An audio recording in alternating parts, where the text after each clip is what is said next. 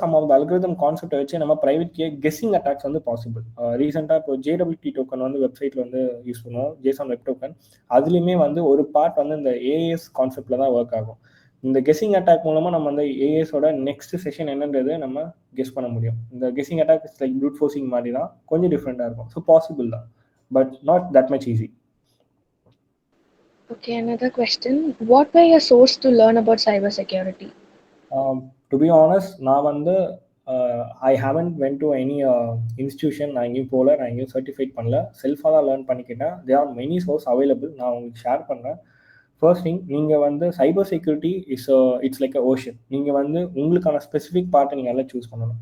To start ஒரு kick ஸ்டார்டாக நீங்கள் இருக்கிறதுக்கு என்னோட ரோட் மேப் நீங்கள் ஃபாலோ பண்ணிக்கலாம். அதை பற்றி நீங்கள் ஜஸ்ட் கூகுள் பண்ணுங்கள். ஃபார் எக்ஸாம்பிள் ஓஎஸ் பற்றி படிக்கிறதுக்கு தேர் ஆர் டன்ஸ் ஆஃப், நான் ஸ்பெசிஃபிக்காக ஒரு யூடியூப் சேனலில் சொல்ல மாட்டேன், ஏன்னா நான் ரேண்டமாக தான் சர்ச் பண்ணுவேன். அதில் ஒரு 10 வீடியோ பார்ப்பேன், ஸ்பெசிஃபிக்காக எதனா ஒன்று குட்